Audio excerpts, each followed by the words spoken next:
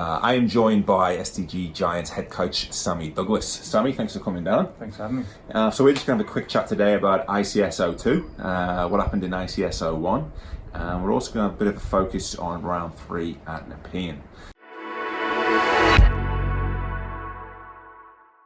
So Sammy, ICS 01, when it was the regions in Sydney Southeast, Giants came out on top, and subsequently you're in the Premier League this year. That must have been nice. Yeah, stepping up.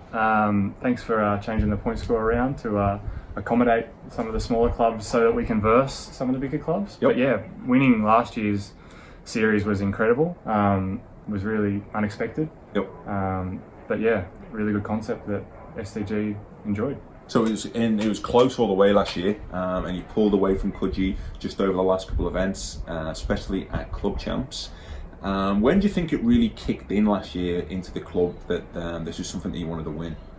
I think it was Richie Walker, where I think we got a few more points over a few of the other clubs there, and we kind of thought, hang on, we might be in for a chance here, and then realising that we kind of attended most of the races in the series anyway. Yep. It was quite convenient for a club where we're based for those races that we had on our calendar. So yeah, it was kind of, I'd say Richie Walker, it kicked in. Okay, so you say you're obviously one of the smaller clubs.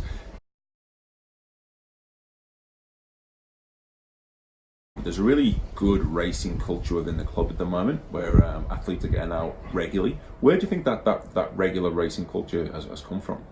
I mean, racing's fun, right? Like, why would you train and not race? Yeah, okay. I really push, like, having I really push my athletes to race as much as possible, because you learn a lot from racing. There's experiences that you can't get in training in those races, and at the end of the day, it's fun, and I love that kind of atmosphere of everyone finishing a race and telling their stories, and yeah, you learn a lot. So I push the guys to race as much as possible. I think that's become more noticeable now, because you go to most events around Sydney or the South Coast, and it's pretty rare not to see the red and black of STG now. I mean, that must be a nice thing for you to have done within your first 2 years, is really instill this regular racing culture.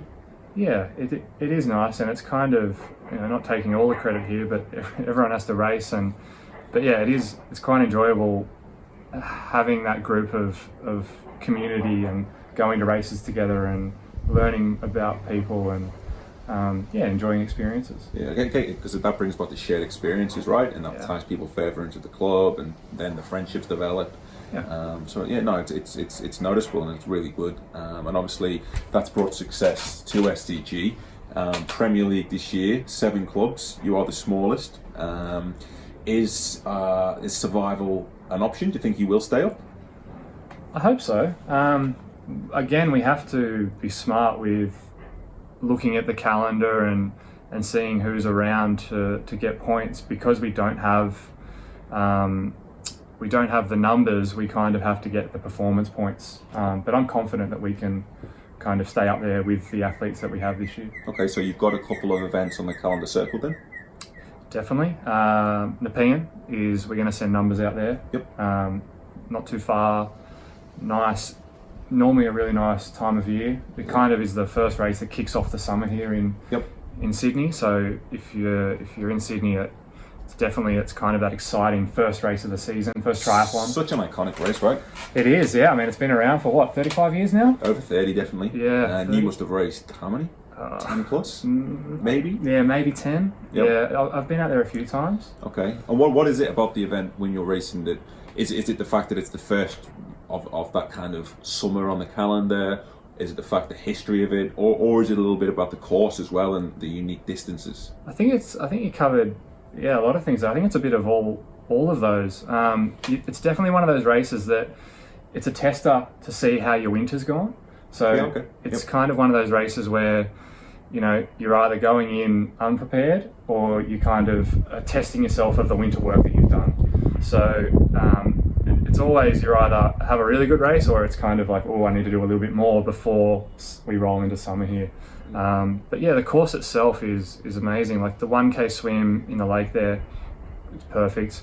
The Bride, everyone everyone thinks that the ride's quite like just TT and fast, but you have to learn how to corner. Like there's some technical sections through that industrial area that you can't get away with if you kind of haven't practiced your cornering, so it's quite important that you do that. So what's important is it the bike handling, or is it the ability to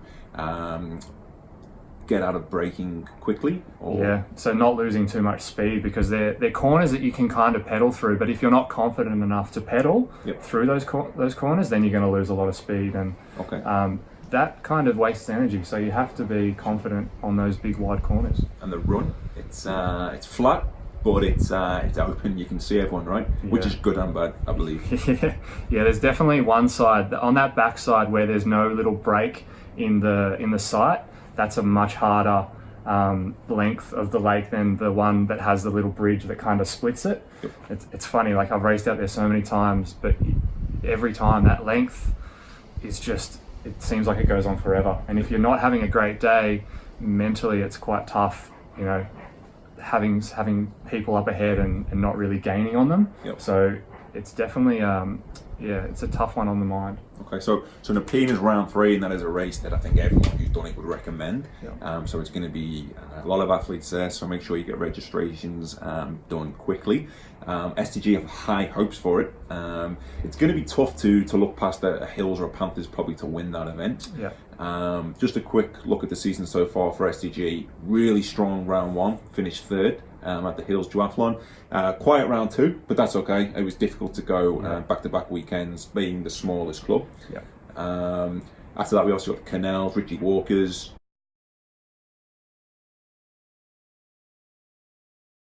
So you still think that it could be a high finish for STG?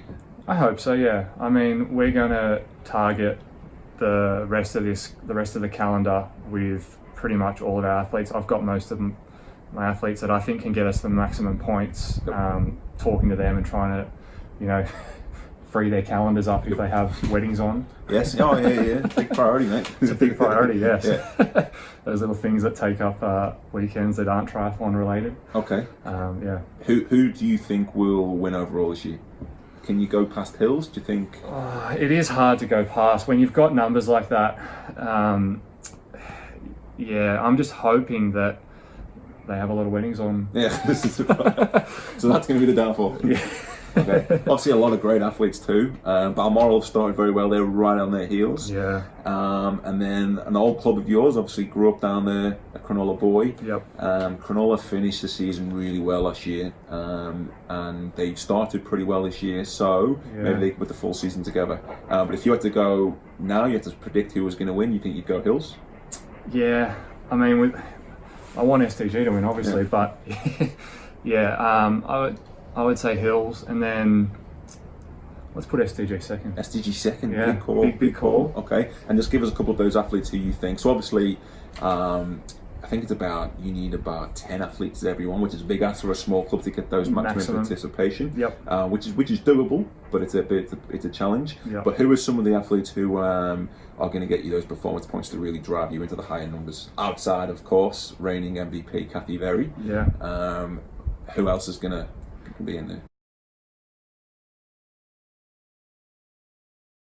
So we have Kath Berry, we have a gentleman by the name of Gavin Biles, who's a new club member, who I think he's 55, so that's kind of, I'm hoping that he can race as much as possible. He's just getting back into the sport after being an ex-professional Ironman back in the 80s. Nice pickup. So I'm hoping that he starts to cut his teeth in a few of these local races, and then he'll probably go into some Ironmans or half Ironmans later in the year. We have young George Miller, who is going over to Worlds. He's quite speedy. He went well at Hills Duathlon round 1, didn't he? He did, yeah. It was only young Josh Ferris from... He's in with Hills, Josh? One of the two. Panthers or Hills. So George is up there with the young boys in terms of he's got that speed. We have Laura Ramsey, who's quite competitive.